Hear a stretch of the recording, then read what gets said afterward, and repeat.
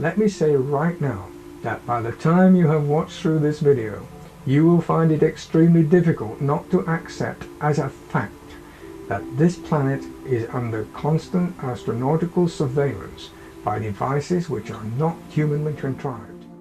Roy Dutton, a retired aeronautical engineer, has been researching UFO activity for the last 40 years.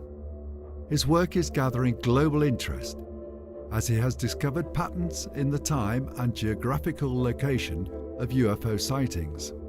This has enabled him to predict when and where UFO sightings are more likely to occur. I was convinced that they were real and they were technology. Whatever they were not just things that people were seeing, from their imagination. They were actually seeing and reporting things which could be technological in their form, in the way they were behaving. And I started looking into how they might be working. I was particularly keen on knowing how they were propelled if they were doing such wonderful things. Why couldn't we do those things? And of course, very quickly I realized that our technology and our physics were nothing like as good as theirs. They were using techniques and producing results that we could not possibly reproduce. So at that point I gave up trying to understand how they were working and started to look at what they were up to. So then I was looking at the locations they'd visited and what seemed to be of interest to them.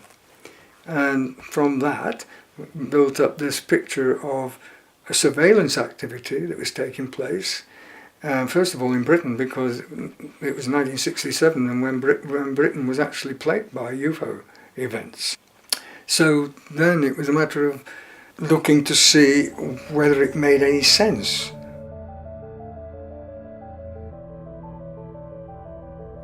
The speed they were travelling at, always in the retrograde sense, that is always against the Earth's rotation, by the way, that they were travelling at a speed far greater than any satellite we could produce, or any natural satellite.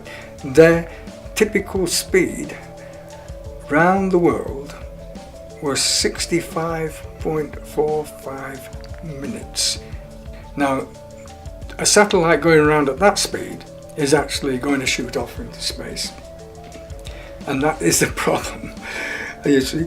And this is a big stumbling block for people who are trying to understand this theory.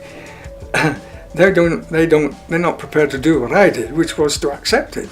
Let's move from here, We're dealing with new technology. We're dealing with technologies beyond our ken, basically. These things seem to be able to do that and hold themselves in orbit for a short while at least, while they found the target.